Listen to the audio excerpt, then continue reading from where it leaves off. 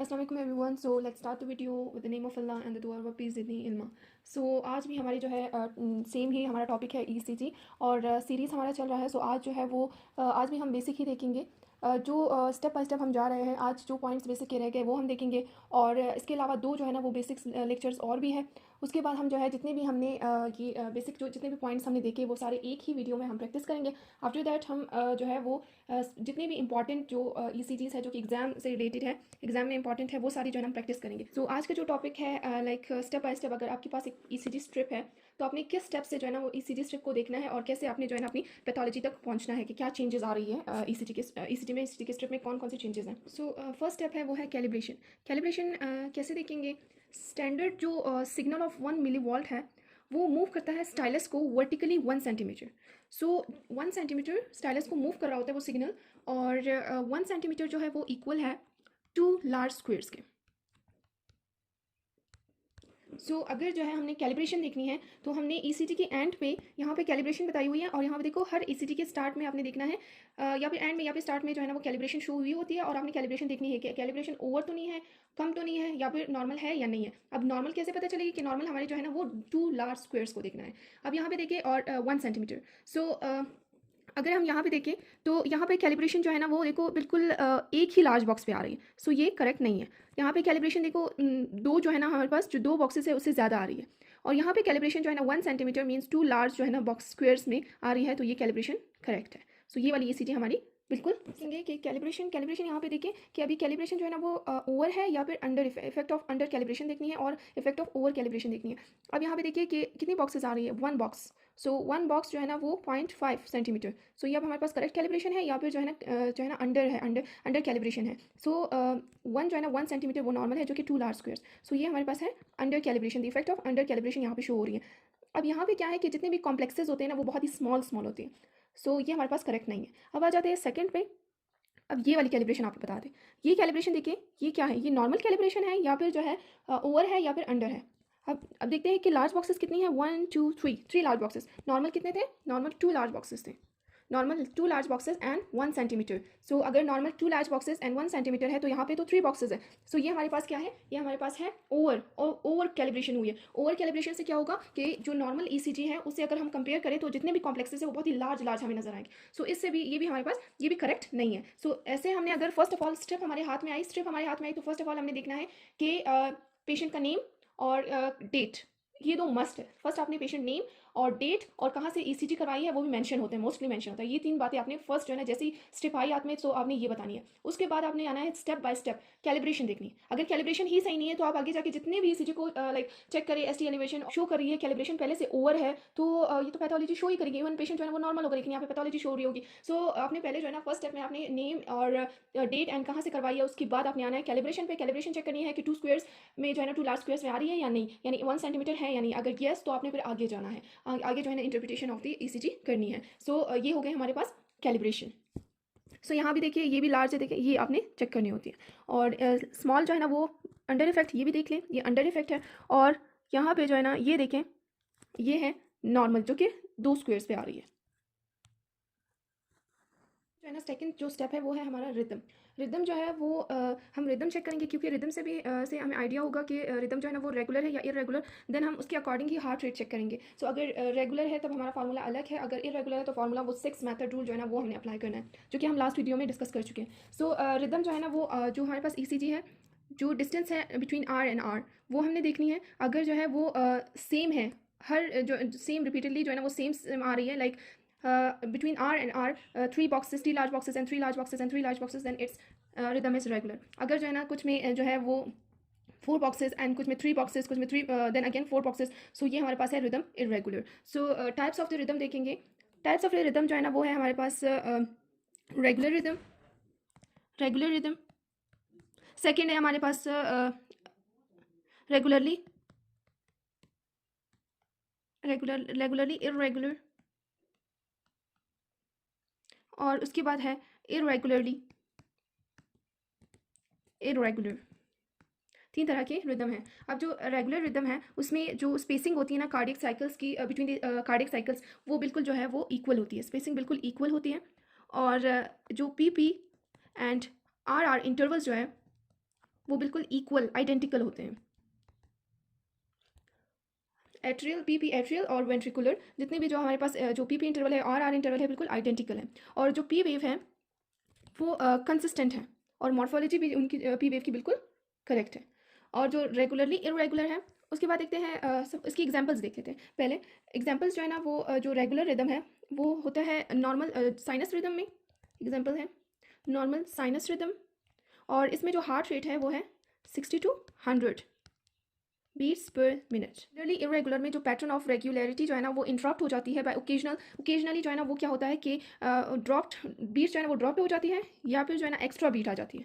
So like PQRS this, and यहाँ पे beat जो है ना वो ड्रॉप हो गई है और ये हमारे पास PQRS। सो ये हमारे पास एक जो जो बीट है वो ड्रॉप हो गई है या फिर जो है ना वो एक्स्ट्रा बीट आ जाती है। सो लाइक दिस, एंड यहाँ पे एक और आ गई, एक और, सो एक्स्ट्रा बीट्स आ गई। So it's regularly irregular. और जो और इसमें जो है ना शॉर्ट पॉजेज आना स्टार्ट हो जाते हैं या फिर प्री मेच्योर बीट्स आना स्टार्ट हो जाती है। टाइम से पहले जो एक बीट जो है ना वो आ जाती है। So these are premature beats. So ये इनकी जो एग्जांपल्स हैं वो कौन कौन सी हैं? जो सेकेंड डिग्री हार्ट ब्लॉक और हार्ट रेट जो है वो डिफरेंट होता है इसमें। और जो इरेगुलरली जो है ना पैटर्न होता है PR एंड QRS। जो PR है और QRS है वो बिल्कुल सेम उनका जो है ना पैटर्न नहीं होता, बिल्कुल इरेगुलरिटी होती है उसमें। सो थर्ड जो है ना वो हमारे पास है इरेगुलरली इरेगुलर में बिल्कुल जो पैटर्न है उसमें बिल्कुल सेम पैटर्न इनका नहीं होता। और बिल्कुल जो है ना इसमें जो कंसिस्टेंसी होती है in the timing of cardiac cycle वो भी बिल्कुल नहीं होती है। सो नो पैटर्न, कोई सेम पैटर्न नहीं होता, कोई आइडेंटिकल जो स्पेस लाइक जो इनकी वेव्स होती है बिल्कुल उसमें कंसिस्टेंसी जो कार्डियक साइकिल की है वो बिल्कुल टाइमिंग में और कुछ भी लाइक इनमें जो है वो कंसिस्टेंट या फिर जो है ना सेम स्पेस के बाद जो कि इनकी फिक्स्ड जो टाइमिंग होती है उसके बाद नहीं होता। और इसमें जो है ना डिसऑर्गेनाइज्ड रिदम होता है, इसमें डिसऑर्गेनाइज्ड रिदम है। सो इसकी जो एग्जांपल है वो है एट्रियल फिब्रिलेशन। और हार्ट रेट भी इसमें भी डिफरेंट होती है, लाइक फ्रॉम 100 जो है ना 100 से ज़्यादा होती है इसमें हार्ट रेट। और इसमें जो है ना समटाइम्स लाइक पी वेव भी एब्सेंट हो जाती है, साइनस जो है वो रिदम नहीं होता इनमें। सो ये हो गई हमारे पास जो है ना रिदम की टाइप्स में। अब हमने देख लिया रिदम अगर रेगुलर है तो हमने कौन सा फार्मूला यूज़ करना है। ये लास्ट वीडियो में हम डिस्कस कर चुके हैं तो यहाँ पे इतना डिटेल से नहीं देखेंगे, बस जस्ट अगर रेगुलर है तो हम कौन सा फार्मूला यूज़ करेंगे कि जो हमारे पास अगर हम लार्ज बॉक्सेस को देख रहे हैं तो large boxes 300 by large boxes को काउंट करके R between R and R. So हमारे पास हार्ट रेट जो है ना वो आ जाएगा। और अगर जो है ना स्मॉल बॉक्सेस तो हम 1500 divided by small boxes between R and R. So हमारे पास जो है ना हार्ट रेट कैलकुलेट हो जाएगी। और अगर जो है ना वो रिदम इरेगुलर है तो इरेगुलर रिदम में हमने वही 6 मेथड का फार्मूला यूज़ करना है जो कि लास्ट वीडियो में और जाके जिसने लाइक नहीं देखी वो वीडियो तो जाके जो 6 मेथड रूल है वो उससे हम इरेगुलर रिदम देखते हैं, कैलकुलेट करते हैं। लाइक 6 जो सेकंड्स है वो काउंट करके और उसमें 30 बॉक्सेस आ जाते हैं और लार्ज बॉक्सेस उसे जो है ना फिर जितने भी आर जो आर जितने भी QRS कॉम्प्लेक्सेस आ रहे हैं उनको काउंट करके मल्टीप्लाई करना है 10 से, तो हमारे पास जो हार्ट रेट है वो कैलकुलेट हो जाएगी। और उसके बाद अगर रेगुलर है तो रेगुलर में हम कैलकुलेट फार्मूला के थ्रू भी कर सकते हैं।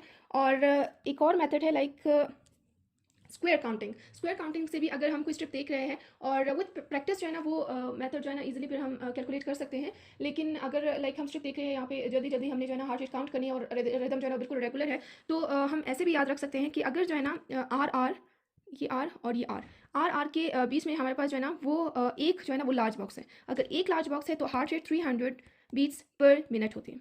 अगर जो है ना आर के बीच जो है ना वो दो लार्ज बॉक्सेस हैं तो 150 जो है ना वो हार्ट रेट होती है BP यानी beats per minute. It means क्या 300 डिवाइडेड बाय 2 तो हमारे पास 150 आ जाएंगे। अगर जो है ना हमारे पास 3 बॉक्सेस हैं तो जो हार्ट रेट है वो होगी 100 बीट्स पर मिनट और 300 डिवाइडेड बाय 3।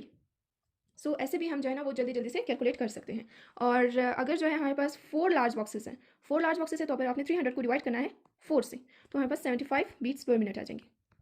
और अगर 5 लार्ज बॉक्सेस हैं सो 300 डिवाइडेड बाय 5 तो 60 बीट्स। फर्स्ट हमने क्या देखा कि नेम देखना है पेशेंट का, डेट्स देखनी है और लोकेशन कहाँ पे करवाई है ECG। After that first calibration, second rhythm, third heart rate.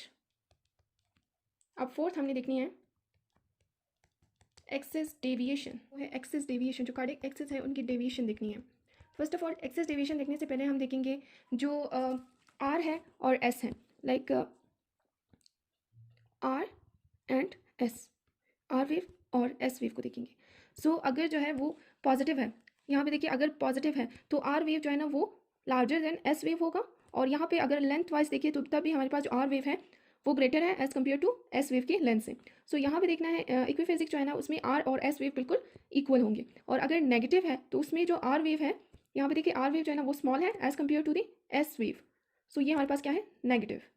So positive क्या है, जब आर वेव लार्जर है देन एस, तो ये पॉजिटिव है, इक्वल एंड देन नेगेटिव। सो इससे आगे जो है ना हमें समझ आएगी कि एक्सिस डेविएशन को हमने कैसे देखना है, कि हमने एक्स स्ट्रिप है हमारे पास, एक्सिस डेविएशन हमने कैसे देखनी है। पॉजिटिव और नेगेटिव का तो हमें पता चल गया कि अगर जो है ना वो आर वेव जो है ना वो लार्जर है देन एस वेव तो ये क्या है, पॉजिटिव, और अगर जो है ना R wave less than S है तो दिस इज नेगेटिव। और सेकंड हमने देखना है एक्सिस डेविएशन को हमने किन लीड्स में देखना है। एक्सिस डेविएशन को हमने लीड 1 और EVF में देखना है।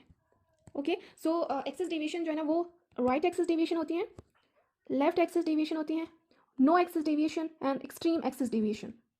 ओके, सो अब हमारे पास हम देखें जो एग्जांपल्स देखेंगे। सो नॉर्मल पे आ जाते हैं। नॉर्मल में क्या है कि सपोज हमारे पास ये है लीड 1, लीड 1 में ये है आर वेव और ये है S wave. So R wave and S wave, R wave larger है देन एस वेव। जब हमारे पास आर वेव लार्जर होती है एस वेव तो ये क्या है, पॉजिटिव। सो यहाँ पे कोई एक्सिस डेविएशन नहीं हुई है। AVF में देख लेते हैं। AVF में जो है ना वो भी आर वेव जो है ना वो लार्जर देन एस वेव है, तो यहाँ पे भी कोई एक्सिस डेविएशन नहीं हुई, तो यहाँ पे भी पॉजिटिव है, positive and positive, no axis deviation. So it's normal axis, यहाँ पे नॉर्मल एक्सिस है। अब आ जाते हैं राइट एक्सिस डेविएशन पे। Right axis deviation it means कि जब भी हमारे पास लीड 1 में जो है ना वो नेगेटिव आएगा तब हमारे पास राइट एक्सिस डेविएशन होगी। अब देखिए जो हमारे पास है आर वेव जो है ना वो बिल्कुल स्मॉल है, और जो एस वेव है वो लार्ज है, आर क्या है, नेगेटिव। और जो AVF में आ जाते हैं, AVF में देखिए आर वेव लार्जर है देन एस वेव, तो ये हमारे पास क्या है, पॉजिटिव। सो अब नेगेटिव कहाँ पे आ रहा है, लीड 1। अगर लीड 1 में नेगेटिव आ रहा है तो इट मीन्स क्या है, डेविएशन किस साइड पे हुई है, राइट एक्सिस डेविएशन है। It means right axis deviation. So यहाँ पे है राइट एक्सिस डेविएशन।